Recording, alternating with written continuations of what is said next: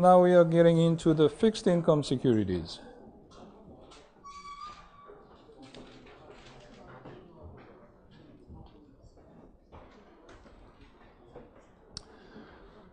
When you graduate, some of you maybe work for, may get a job at a bank, right? It's a good job, right? I'm sure you want to, right? But the best department to work for in a bank is the investment department, right? You can learn a lot about investment, right? But if you go to investment department, there are typically two sections, okay? Fixed income security versus variable income security. Okay? Fixed income security means you invest in bonds. Okay? Because when you invest in bond, you receive fixed income every period. Typically every 6 months, you receive a certain amount of coupon payment, right? The interest payment. But variable income security is stock. Okay, there is no guarantee in stocks, and sometimes you receive dividend, sometimes you don't, right? The amount of dividend changes, right? So that's why we call variable income security. Okay? Someone told me that if you have a choice, you should choose fixed income security because you can learn a lot about bond, and if you're good in bond investment, you can make a lot of money. Okay? One of my friend, I guess, in Charlotte, North Carolina, okay? And he was working for, I don't know exactly which company in Korea, but I don't know what he did. All I know is that he was a bond investor, okay? And obviously he made a lot of money because he does nothing. After he came to the United States, just play golf every day, okay? And have a good life. Okay? Okay. Well, money is not everything, but in case you are interested, right? If you are good in bond investment, I know that you can make a lot of money. Okay? So let's talk about bonds today, and maybe next class. Okay? All right. Long-term debt has, well, I guess this is a classification of bonds. Okay? The first type is called the mortgage bond. Mortgage bond means it is secured. In other words, when a company issued this mortgage bond, they have put up a collateral, 담보, okay? Collateral. And usually, mortgage bonds are secured by either real estate owned by the company or equipment. If the company owns a lot of equipment, they can put up their equipment as collateral. Okay? So mortgage bonds can be considered rather safe or secure, right? In case company defaults on the bond. In other words, if the company doesn't pay interest or principal back, right? Then the investors can come and take away the real estate or equipment, right? So it's rather relatively secure. Okay? Debentures are unsecured bonds, and this is what we usually call bond. And when we say usual bond of a company, we're talking about debentures, unsecured bonds. Okay? So investors, when they invest in these companies, they simply look at the company's credit and profitability, okay? And they just invest. There is no collateral. Okay? When a company defaults on the bond, there's nothing to take away. Okay? Well, bonds are superior or senior to stocks. Okay? So if there is any asset remaining after the company declares bankruptcy, right? And when company decides to liquidate, right? If there is remaining asset, then the bondholders get priority over stockholders. Okay? But still, there is no formal collateral put up for the bondholders. Okay? So debentures, remember debentures are normal, most typical bonds, but they are unsecured. There's a classification of senior versus junior debt. Okay? Sometimes some bonds are subordinated. Okay? Subordinated means before the owners of these bonds can try to recover their asset, there is another bond, senior bond. Okay? So it is a kind of in the lower priority. Okay? Not all bonds have senior-junior relationship, and there are just certain kinds of bonds have this senior-junior relationship. So what happens is when a bond is issued, the company is supposed to issue indenture. Okay? Well, we'll talk about indenture in a few seconds. Okay? Indenture is nothing but a contract. Sometimes it's a 1,000-page document. Okay? It lists all the details about the issuing of this bond, right? How much is issued, how much interest the company is going to pay back, when it's going to pay back, when it's going to pay the principal back, right? What happens if company misses interest? All the legal details of the contract, right? And sometimes indenture requires any future debt to be subordinate to this debt. This means if the company issues any more bonds in the future, right, then this bond takes precedence, takes priority over the future debt, right? If that happens, then any future bonds will be subordinated, okay? And this bond will be unsubordinated, okay? So this bond will be senior, and then any future debt will be junior debt, okay? Municipal bonds are bonds issued by local governments, like city governments or maybe county governments in the United States, right? And the reason why we separate these bonds is typically the interest income on the municipal bonds are tax-free, tax-deductible, or tax-free, okay? So in normal bonds, if you buy, say, Boeing bonds or Bank of America bonds, okay, and you receive interest payment, that interest payment is considered your income, right? And you have to pay normal income tax or capital gain tax, okay? But municipal bonds interests are typically tax exempt. Okay? You don't have to make any tax payments on municipal bond, right? Why do they do that? Well, so that the investors will be attracted to municipal bonds, okay? Because if you go to the United States, a lot of cities are bankrupt. Detroit is bankrupt, LA, Los Angeles is bankrupt, right? There are all kinds of cities that are already bankrupt, okay? And they issued bonds to raise capital, to make investment, to build the roads and bridges, okay? But somehow they cannot make the payments back, right? So they declared bankruptcy. The entire city government is bankrupt, okay?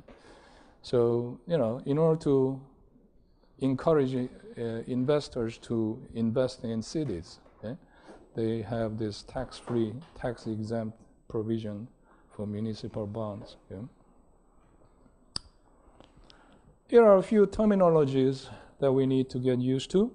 Indenture, I already explained, it's a contract, okay, detailing all the conditions of the bond issuance, okay?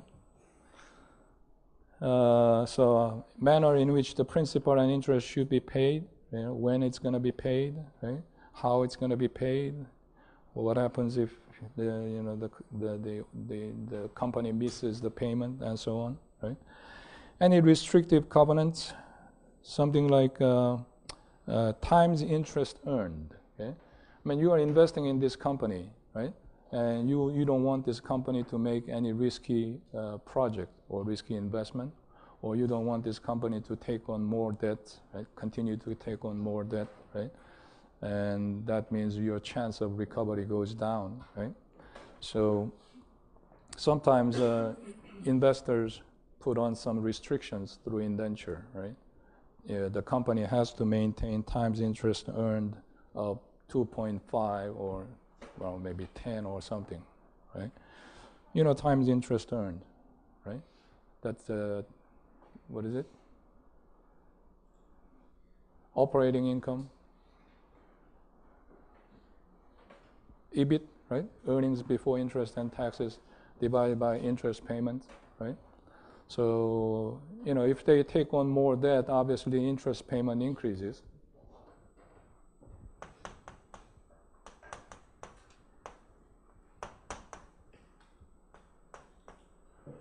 Times interest earned is EBIT divided by interest charges, right? So if the company continues to take on more debt, their interest charges will grow, right? Then unless they make proportional increase in earning, operational earning, right? The times interest payment will decline, right? So in order to prevent that situation, the indenture may require, well, you have to maintain, say, 5.0 EBIT or 10.0 times interest earned, times interest. Yeah. Okay.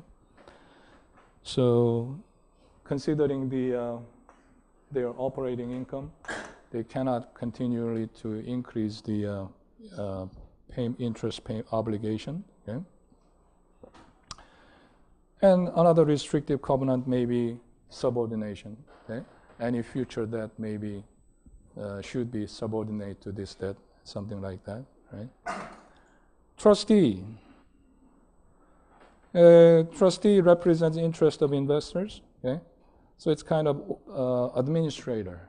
Okay? And make sure the companies make the payments correctly to all the investors. Usually, bank or any, there are some companies called the trustee company, right? Trust company. Okay? And those companies play the role of trustee. Okay? And call feature and premium.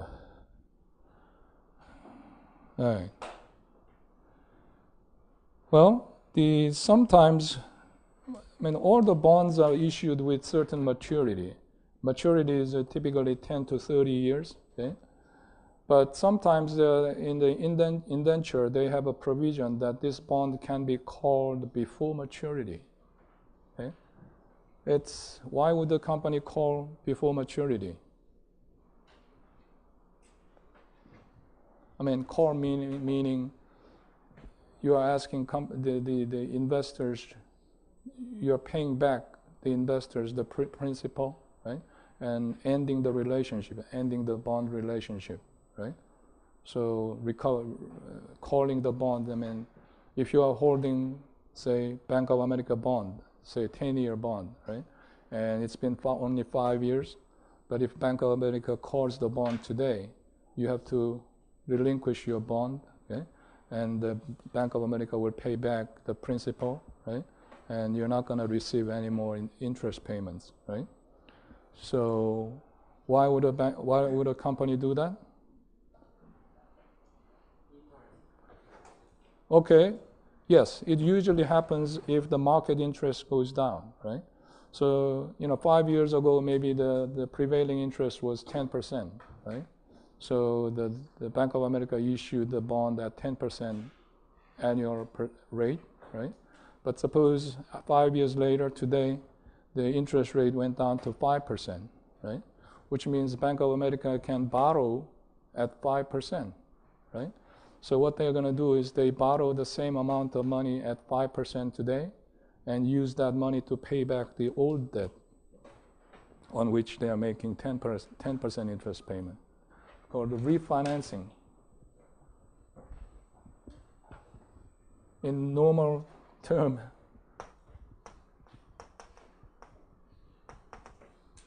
refinancing.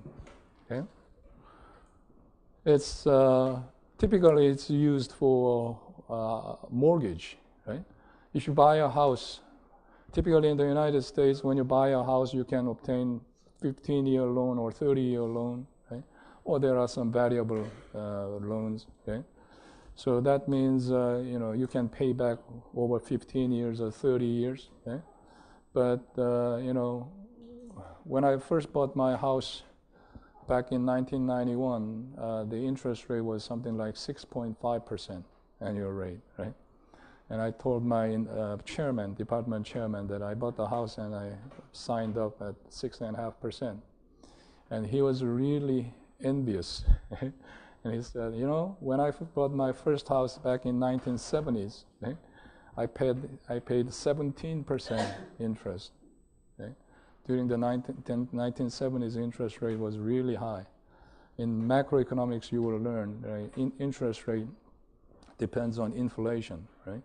And during the 1970s, because of oil shock, right, the inflation was really high, right? So the interest rate was also very high.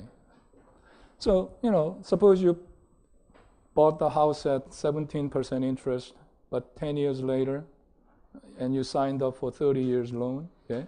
And 10 years later, interest rate comes down to 7%, right? And what you can do is you borrow money at 7% and pay back the old money, right? 17% loan, right? That's the idea of refinancing, okay? And typically, the rule of thumb is they say if the interest rate goes down by 2%, it's worth, okay? Because there is some fee, okay? All right. Anyway, so the core feature of the bond is nothing but refinancing, okay? Okay? So, usually if company is issuing a bond when the interest rate is really high, right, then they will probably make sure that the indenture includes the call provision, okay? This bond can be called before maturity, right? And, but you have to specify when it can be called, right? And usually, if it's called, then you have to pay premium. Because investors, when they first bought the bond, they expected this cash stream for 10 years. Okay? You expected to receive the interest payments for 10 years. And only 5 years later, the company says, well, we're going to call this bond and end this bond, right? So you have to sign up, kind of compensate, okay, the investors for the lost income, right? That's the idea of premium, okay? All right, so bond refunding, that's the same thing as core feature, right? Sinking fund, I explained it last class, okay? So a company issues a bond with 20-year maturity, which means 20 years later, they have to pay back the principal. But the question is, when the maturity comes, will they have enough money to really pay back the principal, right? So investors sometimes require sinking fund feature, right, to make sure that the company will have enough money to pay back, right? Which means every year, the company is supposed to set aside certain amount of money into the fund, sinking fund, so that 20 years later they will have enough money, okay? Okay. All right, a few more terminology.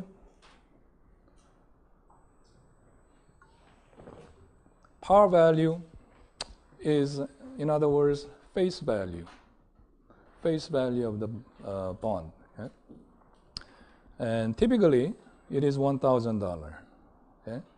So if you want to invest $1 million in Bank of America bond, you would need to buy 1,000 bonds, 1,000 units, right? Because typical unit value is $1,000, par value is $1,000. Okay? Maturity date, well, you know what maturity date, that's when the company promises to pay back the loan, the principal, okay? The par value. Okay? So regardless of what you paid, I mean, in the bond market, there's supply and demand.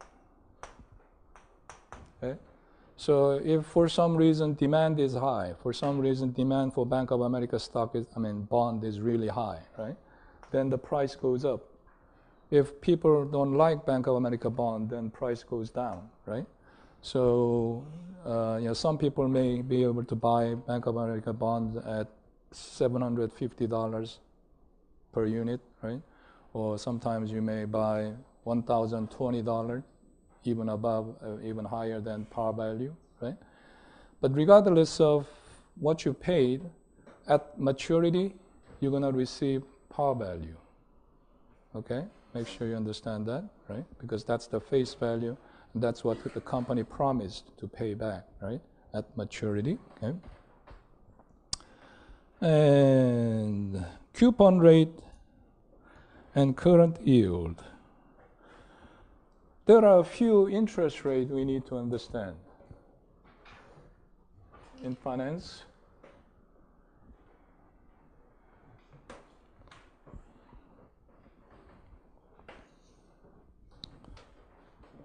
First, coupon rate is in symbol, according to our textbook, it is I over M, which means a coupon payment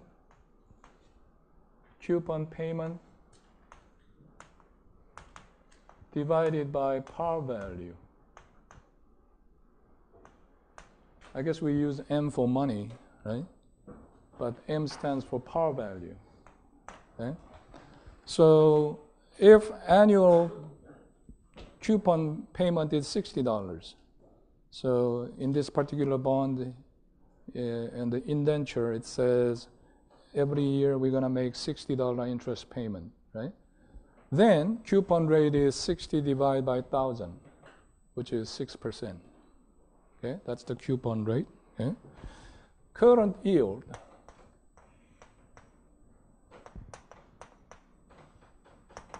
Current yield is coupon, okay, or I.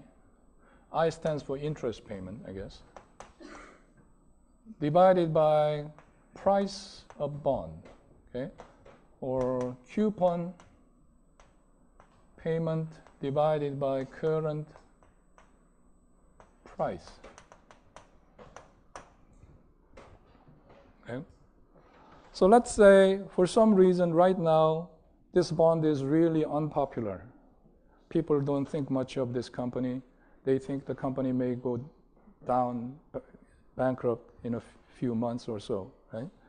So you can actually buy this bond at $600 per issue, right? But coupon is still $60 because that's what the indenture says, right? So every year you receive $60, right? So $60 divided by what you actually paid, $600, right? That's 10%, right? So even though coupon rate is 6%, current yield may be 10%, right? Or, you know, if you paid more than $1,000, if you paid $1,200 in the market, right? Then the current yield is only 5%, lower than coupon rate, okay? Finally, YTM, that's the most important interest rate. Yield to maturity. Yield to maturity is the definition is, it is the discount rate that makes the present value of the promised cash flow equal to the market price of the bond. Did I erase it? Okay. I told you present value was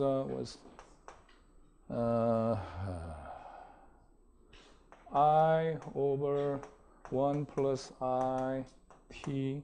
T goes from 1 to n, okay, plus m over 1 plus I n. This is the formula for present value of any bond, right? You receive interest payment, coupon payment every period, right? For the next n period, right? So you discount all the cash stream, right, and add them up. And then at the end of the bond, right, there is maturity payment, which is par value, right? And you discount it for 20 years, 30 years, whatever the number of years, right? So if you know the present value of the bond, the promised cash flow is not, in other words, it's a bond, right? Bond is nothing but the promised cash flow in the future, right? So if you know the present value, make it equal to the discounted market price of the bond, right? So let's say you purchased bond at $900, and the coupon payment is 60, right? And 1 plus I, and you know the maturity payment or par value is 1,000. 1 plus I n, right? So yield to maturity, in other words, is internal rate of return, IRR, right? That's the interest rate that makes right-hand side equal to the left-hand side, okay? We just solved this problem. That was the problem number 9, right, today, right? So that's exactly the idea of yield to maturity, right? So yield to maturity depends on how much you paid, market price you paid, right? So using the financial calculator, you can calculate yield to maturity. And we just barely touched the surface of this fixed income security concept. But we talked about this slide already, par value, typically 1,000. But things are changing. I'll mention it in today's class. Many things are changing. Looks like other face value, par values are available. Hold on.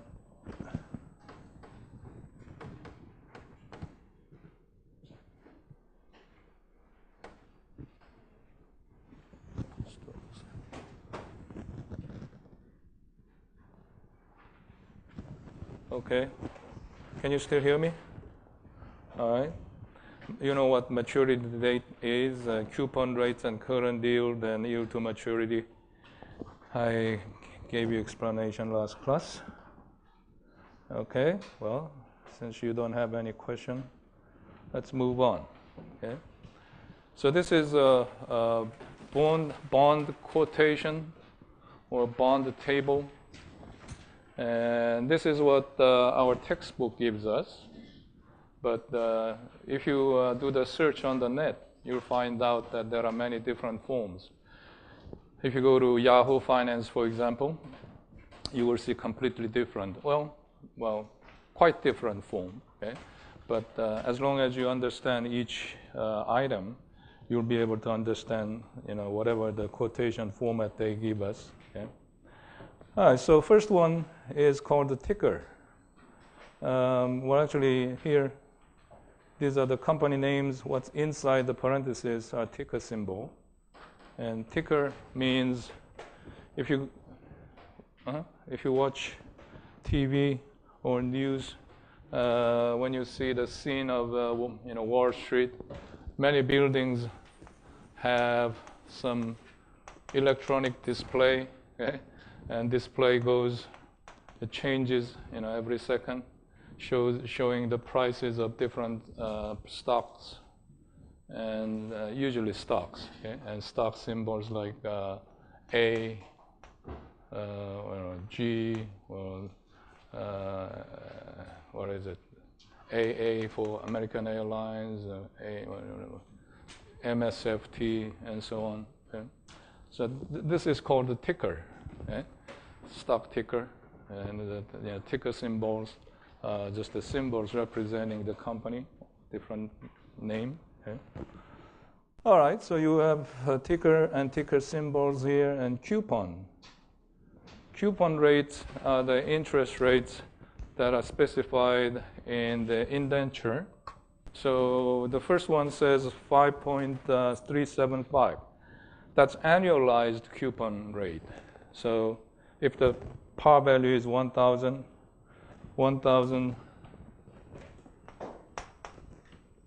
times 0.05375.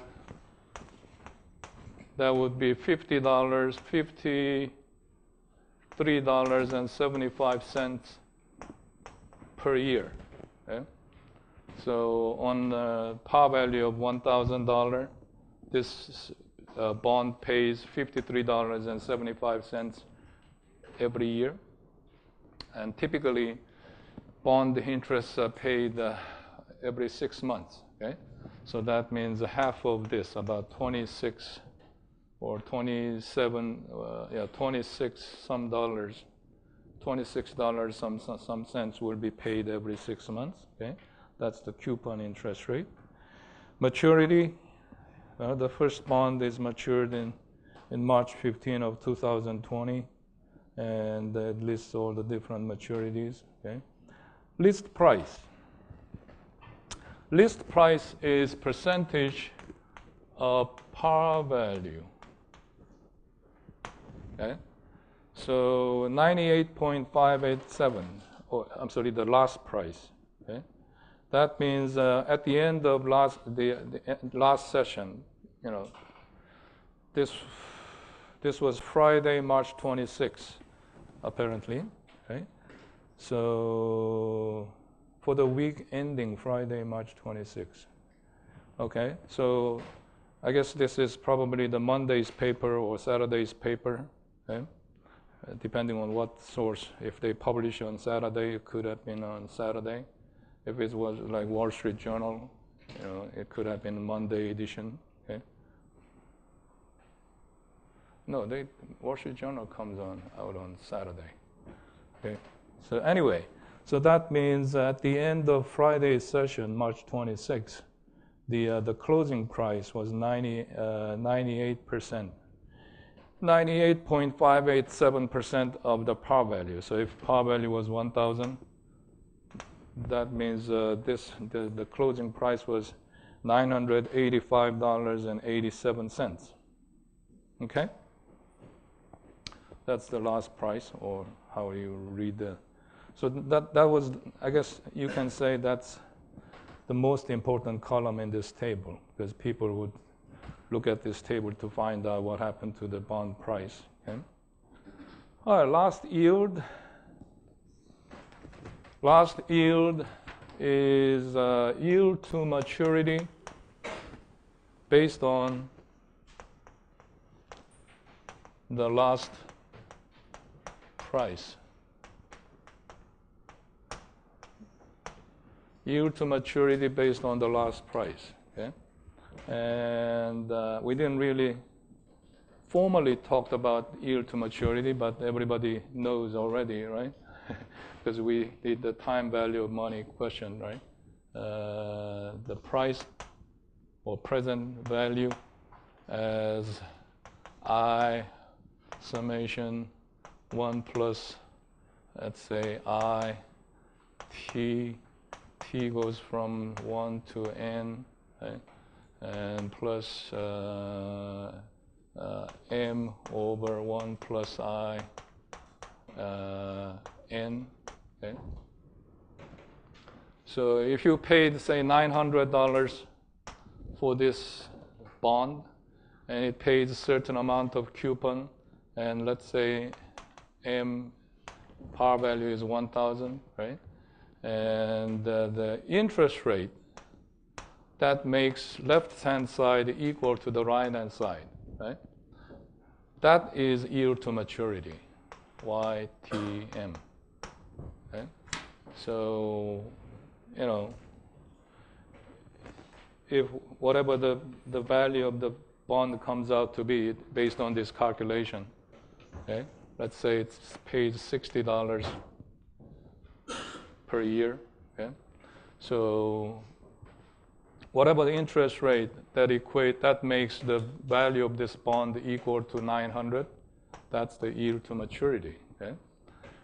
In other words, another way to understand yield to maturity is if you paid $900, okay, and just hold it until the maturity, So whatever let's say this bond still has 10 years left to the maturity. Okay? So 10 years later, you received 1,000. So until 10 years, you receive $60 every year. And then at the end of 10 years, you receive $1,000 back, right? But you have to discount it using certain discount rate, interest rate, right? So interest rate, that makes that whole value equal to whatever you paid, right? At the current market, right? That interest rate is yield to maturity, okay? What interest that you are earning, okay? All right, so the story is this particular bond in the Goldman Sachs bond, okay? Suppose you bought it yesterday, okay, and paid $985.87, okay? And you hold it until March 15, 2020, okay? Then your return on your investment would be exactly 5.561%. Does it make sense? Yield to maturity 5.561. That means if you paid this price now and hold it until maturity and receive whatever this coupon every year, okay, then your return on this investment would be exactly 5.561, right? Okay? Does it make sense? All right. If you still have trouble, let me know. Okay? I'll be happy to go over again. All right. All right. Estimated spread. Spread is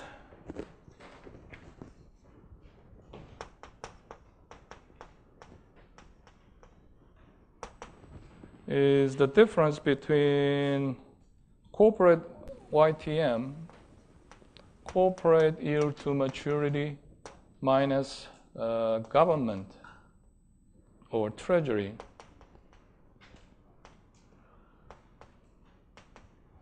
YTM.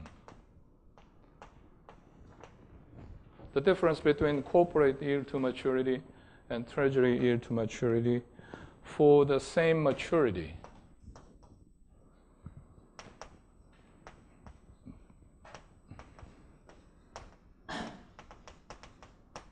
For the same maturity. Okay? So obviously, this table is for corporate securities. All these companies you see here are corporations. Okay? So these are corporate yields. Okay? And what this estimated spread is telling you is, okay, if you hold this Goldman Sachs bond, you would earn 5.56%, right? But if you held a similar government bond or treasury security at the same maturity, okay? Well, how do we know what the maturity is here? UST. UST stands for US Treasury, okay? And what this means is, in order to calculate its spread, we use the 10-year US Treasury bond or note, okay? So as you see, the spread are all positive. In other words, corporate securities, corporate bonds pay higher yield, higher interest over the US security, US Treasury. Why? Why do you think so? Why the interest rate on the corporate bonds are higher than the government bonds? More what? Risk. Right, that's right, right. So because corporate bonds are riskier than government bonds. Well, the companies can go bankrupt at any time, okay? Even the really good companies, they are not without risk. Okay? But U.S. government is highly unlikely to go bankrupt anytime soon. Well, we'll talk about that later. Yeah? But anyway, so when you compare, apparently what this means is this Goldman Sachs bond, that this particular bond, which is maturing on March 15, 2020, okay, was issued 10 years ago. I mean, March 15, maybe 2010. Okay? So That's apparently a 10-year bond, 10-year government, the corporate bond. That's why they compare that to U.S. Treasury bond, which has maturity of 10 years. Okay? So compared to the yield rate on U.S. government bond with 10-year maturity, this particular bond, Goldman Sachs bond, is paying 1.71% higher.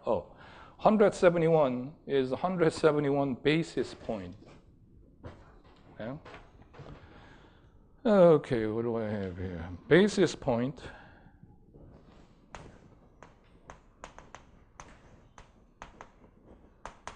is the term that is used in the financial profession. Okay? So 100 basis point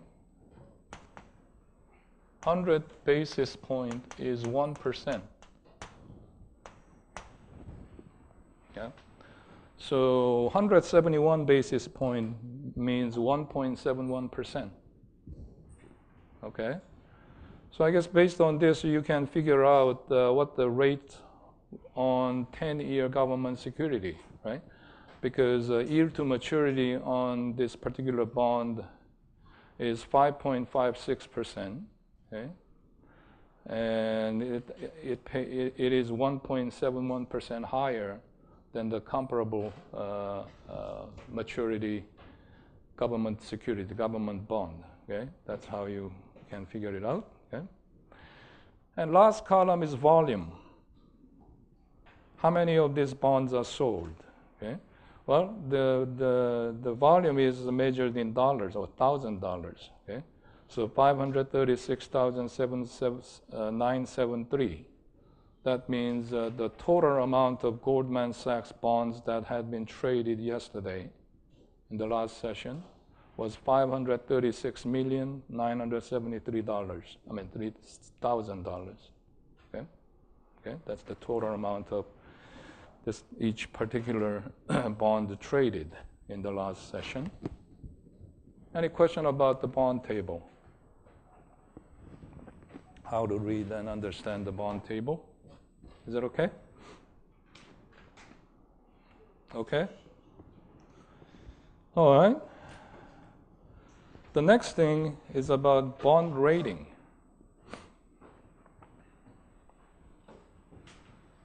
And all the bonds are rated, including the government bonds. And rating, there are a few rating agencies, but typically we talk about 3 rating agencies. Okay? The Moody's, Standard & Poor's, and Fitch's. Okay? But Moody's and Standard & Poor's are 2 most frequently quoted rating agency. Okay? And they have pretty similar rating system. Okay? AAA, okay? Although they use slightly different notation. Moody's use 1 capital A and 2 lowercase a's. Okay? S&P use just all capital letters. I prefer this one. Okay? It's easier. Okay? But anyway, the top rating, which means the safest, what's considered the safest, the minimal risk, the smallest risk, okay, is called the AAA rating, AA, single A, triple B, double B, single B, triple C, and so on. Okay? So if you can read the investment quality description, highest grade, high grade, upper medium grade, extremely strong capacity to pay interest and principal. In other words, safest. You don't have to worry about the company going out and going bankrupt at this point, right?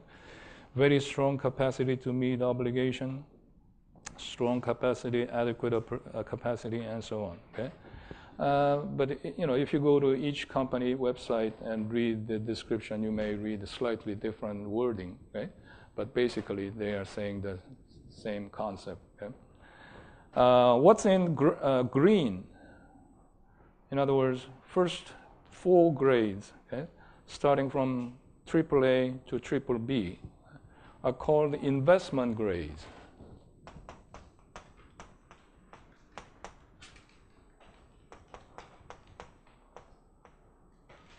investment grades.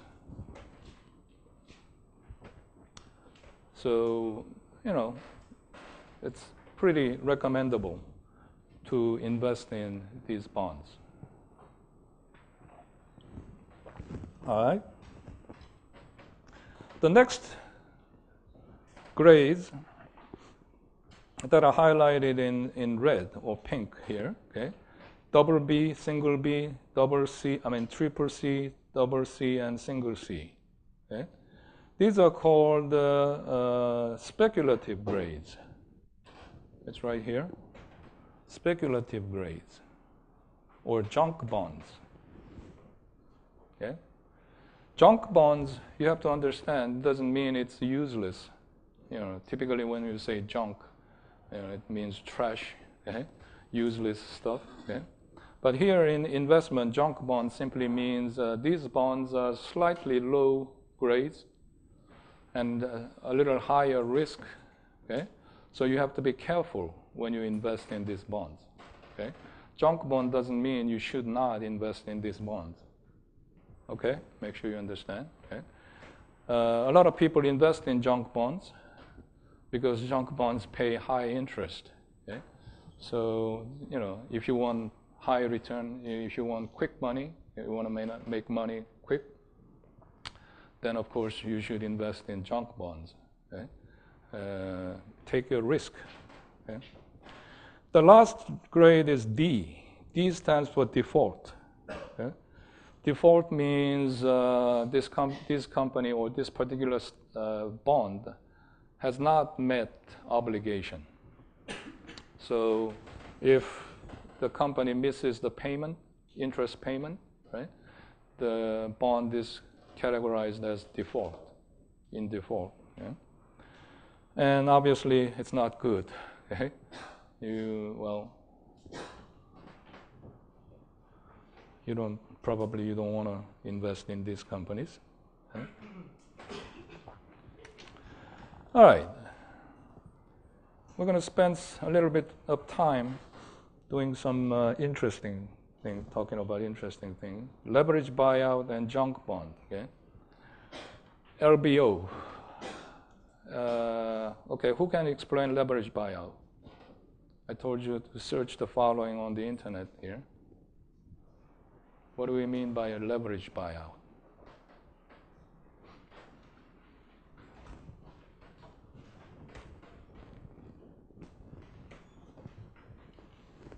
Anybody for extra credit?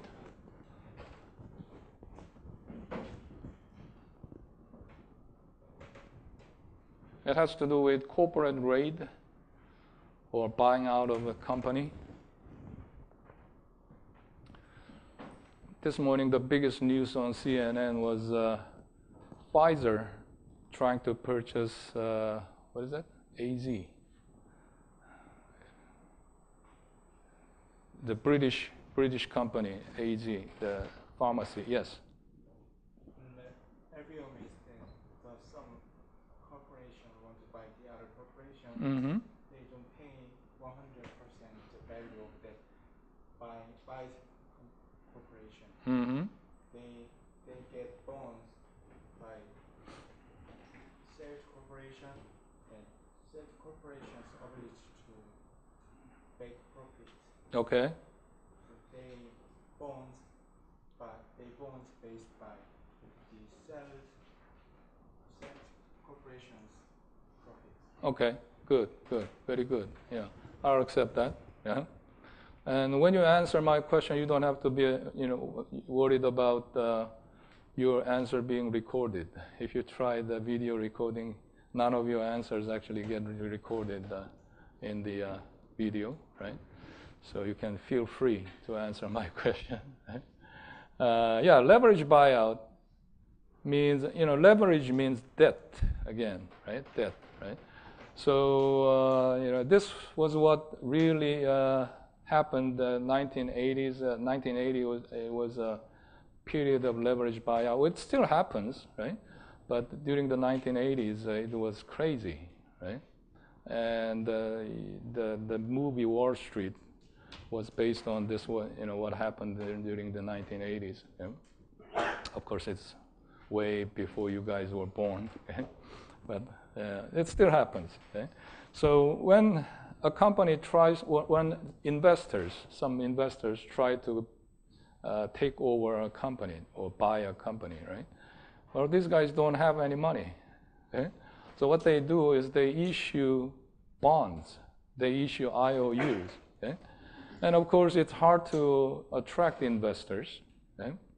So what they're trying to do is let's say you're trying to acquire company A. You know, company has actual company, right? And you're trying to purchase this company, take over this company for whatever reason, okay? And they say, okay, we are trying to buy this company, but we need money, so we issue bond, okay? And of course, in order for investors to purchase this bond, this has to be credible. In other words, how do you know whether these guys will actually pay back, right? So they put up company A's asset as a collateral. Can you believe it?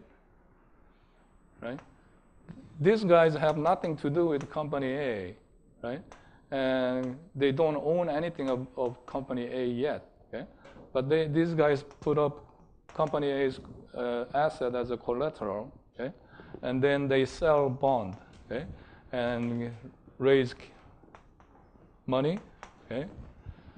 So, of course, in order to do that, you have to promise really a pink scenario, okay?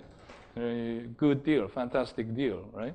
So if the market interest rate is 5%, they promise 10% return on this bond, okay? That's why it's called the junk bond, okay? It's really risky bond, which promises a high interest rate, right? But they issue a lot of junk bond and raise cash, and with that money, they purchase company A. But the thing is, now they have to pay back. How do they pay back? Where do they get the money? Huh? What they do is they sell the company A within a short period of time, within 1 or 2 years, okay? And make the profit, and using that money, pay back the bond and keep the difference, keep the profit, right? What that means is they have to raise the value of company A within a short period of time. How do you do that? What determines the stock value of a company?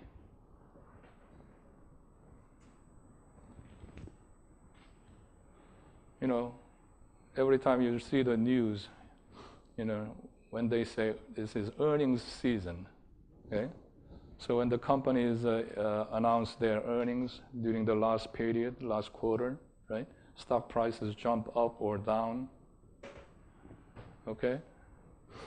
So in order to raise the value of their stock, you have to increase quarterly earning, right? EPS, earnings per share, right? Earnings per share. But how do you increase earnings per share so quickly? Earnings per share is, of course, EAT, net income divided by number of shares outstanding. Of course, EAT, you have to subtract, if there is any preferred stock, you subtract the preferred dividend, right? But basically, you have to increase EAT, which is net income, net profit, right? How do you increase the net profit quickly? Exactly. Slash the payroll, right? If you look at any company's balance sheet or the income statement, okay, the payroll is the biggest cost. The biggest cost, biggest expense is payroll, right? So you have to let people go, reduce the payroll, right? And then suddenly the total profit goes up, okay? It cannot last long because how do you run the company without people, right? but within short period of time, the company can still run, right? And of course, you cannot let people. I mean, when you let people go, you cannot let the last actual people who produce, right, go. You cannot let go of people who actually produce, right? So usually, the people who you slash are middle managers, mid-level managers. Because what do managers do? They don't really work to produce your item, whatever, the computer, let's say, right? You cannot let go of production line workers, right? Because without those people, you cannot produce these things, right? But if you let go of mid-level managers, then the remaining people can take over their job for a while. Of course, they will burn out in time, right? But another thing is the salary of mid-level managers are a lot higher than end-of-the-line workers, okay?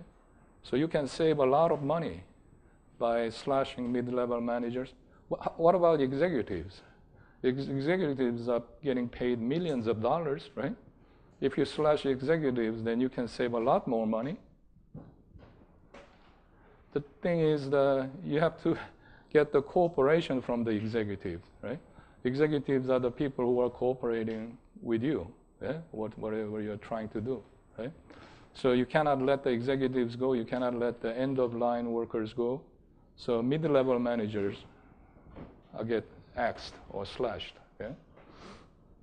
So, within a short period of time, you reduce the payroll so much, increase EAT, increase EPS. When EPS goes up, stock price goes up. Okay? When the stock price goes up, you sell the company. Okay? Within a short period of time. Okay? All right, that's what the movie. All right. So the name Michael Milken is, well, notorious junk bond king. His nickname was junk bond king. Okay? And he was actually portrayed in the movie Wall Street as the name Gordon Gekko. Have you ever heard of Gordon Gekko? Okay. Why don't we watch this thing first?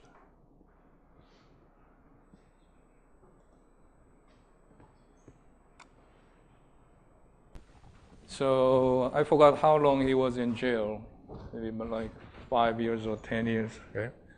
And he came back and he became a good man. Really. He didn't go back to the, he's not allowed to go back to industry again. Yeah? So he's doing a lot of, he's obviously a very smart man. He's a well-educated, okay, very smart man, and he is doing a lot of philanthropy. Okay? He raised a lot of money for good purpose. Okay? But this sequel of Wall Street, which came out a few years ago, I don't think it was that good as good as the first one. Okay? And that's in this movie, he tries to do that again, or I forgot the exact story of the sequel. Okay? But anyway, the first Wall Street movie is my recommendation for this class. Okay? You should watch this movie somehow. Okay? And unfortunately, we can't spend the entire couple of hours watching this movie in this class. Okay? All right. So what do you think about this "greed is good" speech? Is there anything good about greed? Does it really work? And this is the extreme form of greed. Okay? You are putting a lot of investors' money at risk, okay? And you are putting a lot of jobs, or destroying a lot of jobs. Okay? And eventually, this company will go down, okay? Because when you slash this middle managers, a lot of middle managers to save money, right? The company may go on 1 or 2 years, but obviously it cannot be good for the future of the company. Okay? So is there anything good about greed?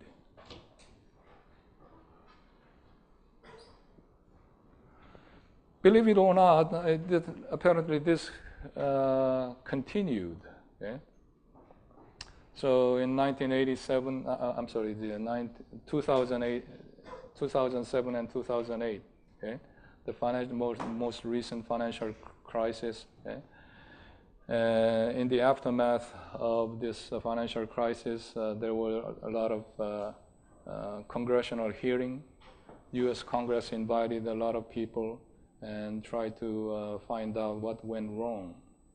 And one of the people who were invited to testify was Alan Greenspan. You know who Alan Greenspan is, right? The chairman of the board at the Federal Reserve System right before Bernanke. Okay? And he's a very interesting person. He was on that post for almost 20 years. Okay? He was the chief of Federal Reserve System for almost 20 years. Okay? And so basically he oversaw, presided the most prosperous period in the United States, in the stock market and capital financial market. Okay? But he had to admit his mistake. He admitted that perhaps I was wrong. He was the person who had conviction on the free market. Okay? So basically government gets out of the way, just let the market handle all the pricing and all the trades. Okay? Just leave it to invisible hand, okay? Supply and demand. Okay? Then everything will be perfect, everything will be most efficient, right? But so he was really anti-regulation guy. Okay? He was against government getting into financial market and trying to regulate the banks and investment companies. Okay? But he admitted that perhaps I was wrong. Okay? The financial market needed some regulation because of this greed. Okay? If you just leave it alone, then the greed of the financial people will go rampant, and they'll create all kinds of things that we saw earlier in the video, all kinds of financial instruments. Yeah. All right. I think that was about this lesson from this leverage buyout and Michael Milken. Okay. Any comment?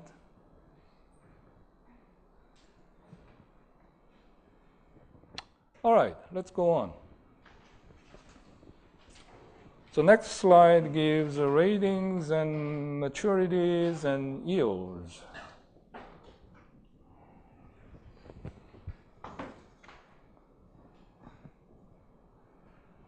So here we have some average yield rates for different treasuries, different securities, starting from Treasury security, AAA security, AA security. So why don't you take a look at these numbers and see what happens here? Can you find some trend in this number? Okay.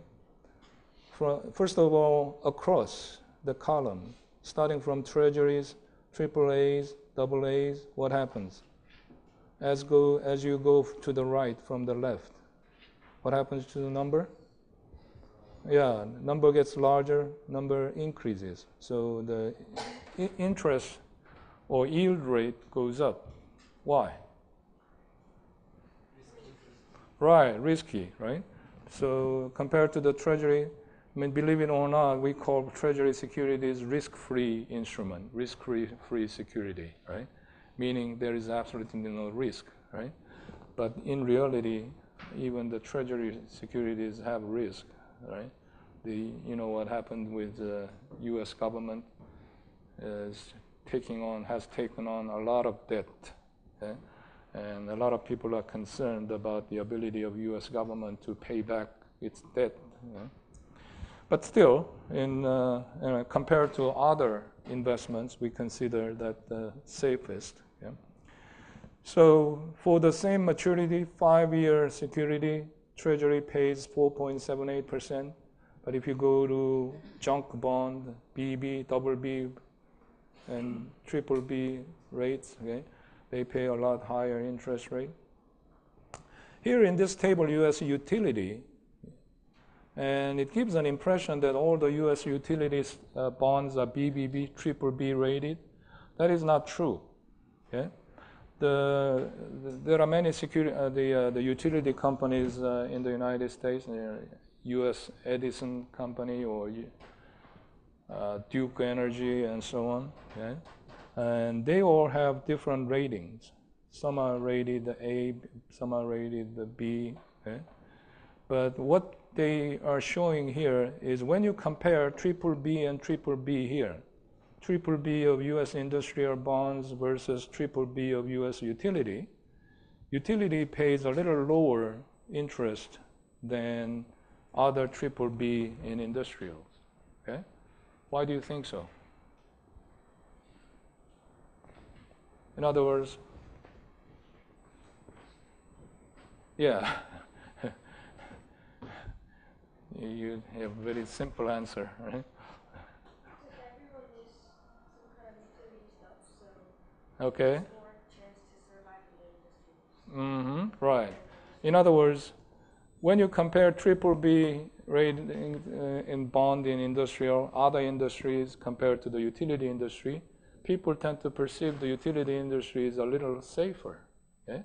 Well, I guess there can be a couple of reasons. The first reason is what she mentioned, right? Everybody uses electricity, right? So it is highly unlikely that the demand for utility will go down, okay? Or disappear, right? And also utility companies have a lot of assets, equipment, and facility, right? So utility bonds are typically they issue a lot of mortgage bonds. You remember mortgage bonds? Yeah, mortgage bonds means these companies put up some collateral when they issue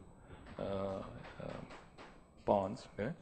So in order to emphasize that for the same rating, utility rate, the yield rates on utility bonds are slightly lower than other bonds. They have put this column. Okay. Well, what about the same rating, say AAA rating? As you go down here, what do you see? Right, the rates also go up. Why? Right, because we're talking about longer maturity. Okay? So this is called the maturity risk premium. The first one we talked about, you have higher risk as you go to the right. Okay? That's called the default risk because the lower rated companies have higher default risk, okay? A higher chance of going bankrupt, okay? Or missing the payments. Okay? As you move down here, we're talking about longer maturity, right? So what that means is if you're comparing the bonds issued by the same company, right? The bond with the longer maturity is considered riskier. Why? Can you understand that? Why does the longer maturity make it riskier?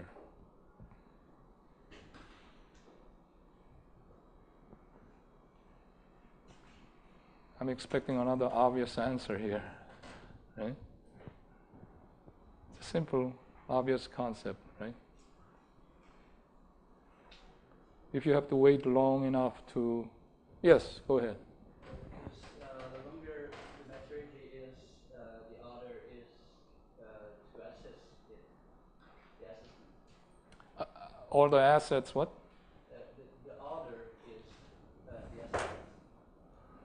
The longer is the maturity. Maturity is the order assessment is. Assessment? Yeah, the risk assessment. Risk assessment, okay. Yeah. Well, the reason is, well, if you wait long enough, anything can happen, right? within a few days, it's highly unlikely that there will be a big earthquake in South Korea, right? But if you wait 100 years, maybe 1,000 years, you never know, right? So, if you give long enough time, anything can happen. War can break out, natural disaster can occur, right? So the longer the time period, the chances of risk, chances of default goes up, right? Any problem, right? There can be all kinds of problems in many years. Yeah. All right, so make sure you understand the concept of default risk premium and maturity risk premium. Okay. All right, here we go. So we're getting into some technicalities of bond pricing. Okay. And first we start out with the Treasury bill, Treasury or U.S. government debt. Okay. There are Treasury bills, Treasury notes, and Treasury bonds. They are the same thing, actually. They are all government bonds. Yeah? But depending on the length of maturity, we call with some of them bills, we call some of them notes. Yeah? So bills are 1 year or shorter maturity. We're referring to the government bonds, government debt securities with the maturity length of 1 year or shorter. Okay? Typically, there are 13 weeks maturity, 26 weeks maturity, and 52 weeks maturity. 13 weeks is exactly 3 months. Okay? 26 weeks are 6 months. 52 weeks, of course, 1 year. Okay? What you see in this slide and what you read from your textbook are, you can consider that fundamentals, not real details. Okay? So if you go to a website and check out details, if you are interested, you can visit Treasury Direct.gov.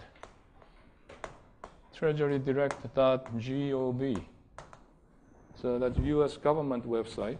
Okay? www.treasurydirect.gov, and you can learn all kinds of details about U.S. government bonds. Okay? And you will find out actually you can buy 4 weeks government treasury bill. There is a 1 month treasury bill also. Okay? And so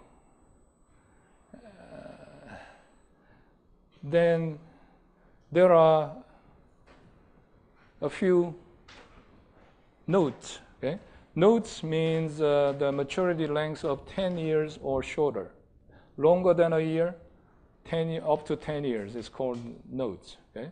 And there are 2-year notes, 3-year notes, 5-year notes, 7-year notes, and 10-year notes, I think. Maybe I missed something, but I know there are 2, 3, 5, 7, 10-year notes. Okay? At least 5 of them. Okay? And anything longer than 10 years is called bond. 20-year bond, 30-year bond. Okay? So you can read about all the details in this website. Okay? And what you see here is actually auction result, auction table. Okay? These government securities, government bonds are auctioned off. When they issue, they put it up to an auction. Okay? So there are bids and ask prices. Okay?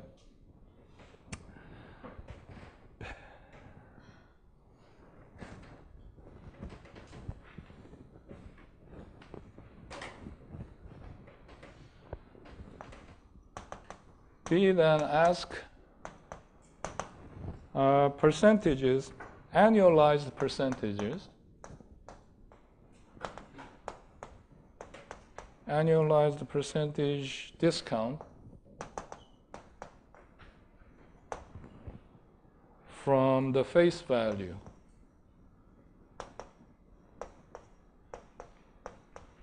Or par value. Yeah. And bid is what the buyers are proposing.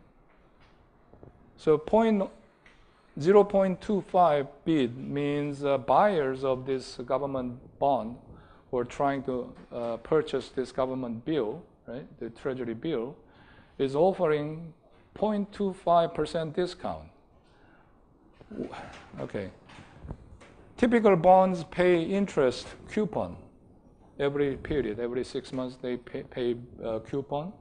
But if it's treasury bill, in other words, if the maturity is less than a year, you don't have enough time to pay the interest, right? I guess that's the primary reason. Right? Instead of paying the coupon interest, they are selling the bond at discount. Okay, so if you purchased at $900 and if you hold it for 1 year, let's say this is one year bill, T-bill, okay? And after a year you receive $1,000, okay? That difference, that's the interest payment. Okay, so you have to understand this: treasury bills are zero coupon bonds. Let me write it down. Treasury, or in reality we just simply call it T-bills. T-bills are zero coupon bonds. They never pay any coupon interest. Okay? Instead, it is sold at discount. Okay? So this is what happens in the auction, right? The buyers are proposing, if you give us 0.25% discount, okay, from the face value, par value, right, then we're going to buy. Okay? Asked means the sellers are offering, no, we are offering 0.24% discount. Okay? So ask yield, this is actual yield calculated based on actual price. Okay? That is based on asked price, asked yield, asked discount. What changes simply what happened from the previous period. Okay? So the apparently yield went down by 0.01%. Okay? So discount yield is face value minus purchase price divided by face value times 360 divided by days till maturity. Okay? Well, I need to explain this part. Okay? So this is the process of annualization. Okay? Whatever the difference there is, let's say there is $100 difference, right, between face value and purchase price, $100 difference. Okay? But you have to wait until the maturity to receive that, right? So in this example, there was 219 days left. Okay? So you divide it by 219 days. Then you're talking about daily discount. Okay? For if you receive $100 after 219 days, right? In other words, you are investing your money right now, but you have to wait 219 days to receive $100. Okay? So first you calculate daily amount of that interest return, and then you multiply by 360 to make it annual, to figure out what's the annual interest rate. Okay? Right?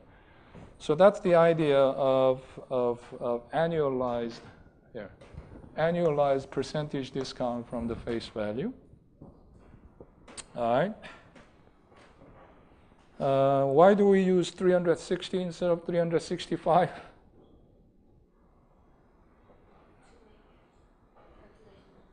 Yeah, that's just the convention, right? There is no particular reason. Actually, if you search the net, you'll find out that there is some controversy. Some people believe that we should use 365, right? And maybe it was old convention when the calculators are not very good. Right? Instead of 365, they use 360. Okay? So there is, if you're dealing with a lot of money, that can make a lot of difference, right? Whether you use 360 versus 365. Okay?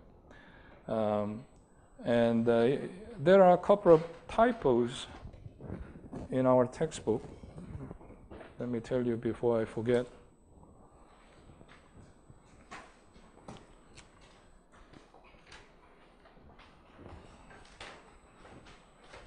On page 201,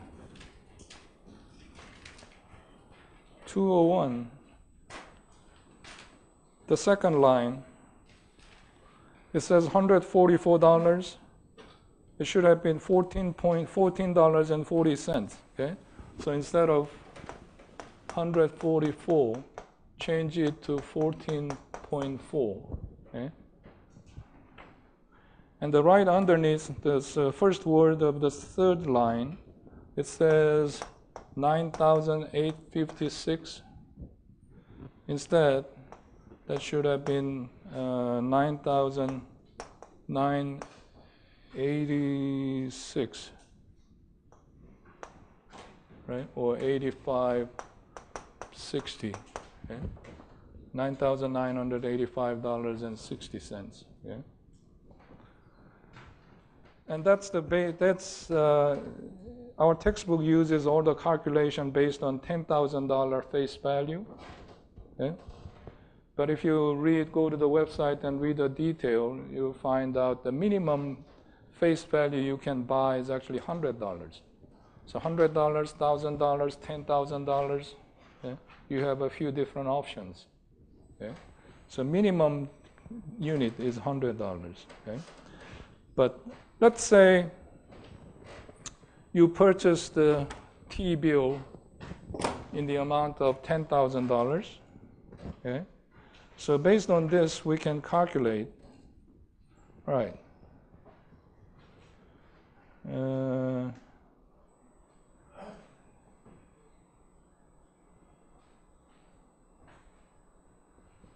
Right. So based on this idea, if you look at the bottom here, we can actually find out that the actual discount you're getting is $14.40 based on asked discount of 0.24%. Okay? So 0.24% divided by 306 minus 219, divided by 219 times $10,000 is $14.40. In other words, for the face value of $10,000 T-bill, you're paying only $9,985.60 to purchase this bond.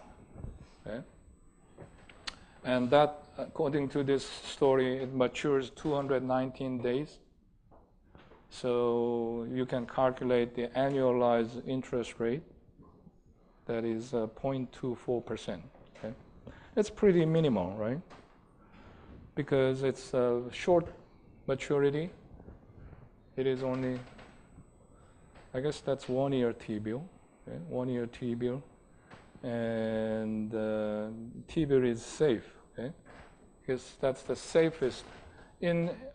In many examples from now on in this course, when we compare different securities to the risk-free security, government T-bill, we use 3 months T-bill.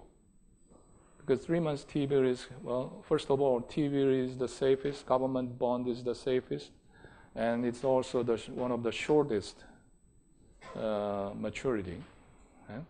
So we consider risk of 3 months T-bill as zero, non-existent. Okay? Any question about the government bond? All right. Before we go on, let me make just a couple of comments again. If you read the chapter and do some problems, okay? They say the prices of government bond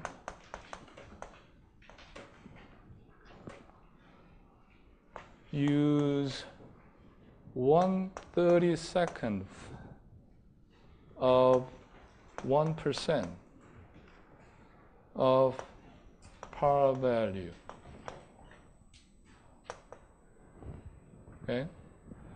So if you see the price quotation as 95.16, that means 95 and 16 over 32, 16 30-seconds, okay?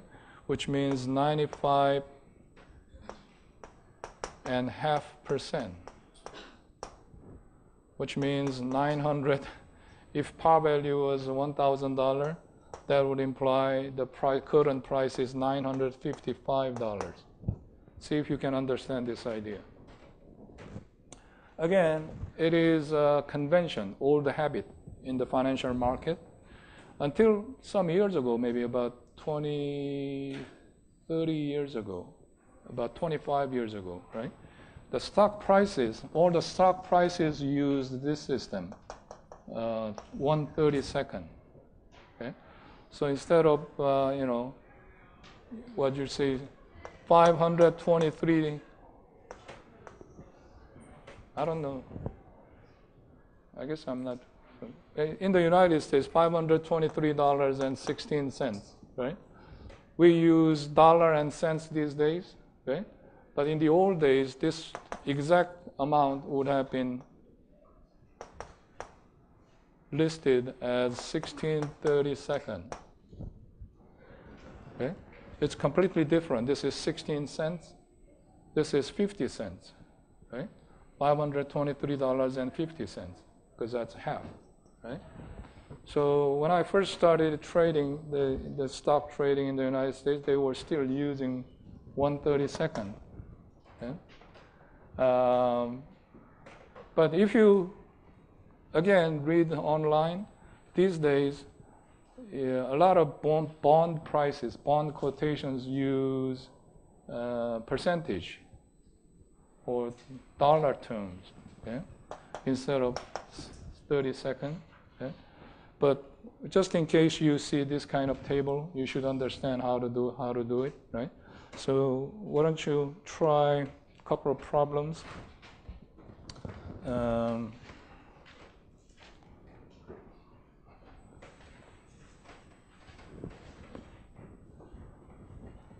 Self-test, question number 6. If you look at question A, right, it's $110, 13/30. Okay? And that translates to what value? Why don't you try it now? Question B, 6/30. Okay? You try those problems. Let me turn this off.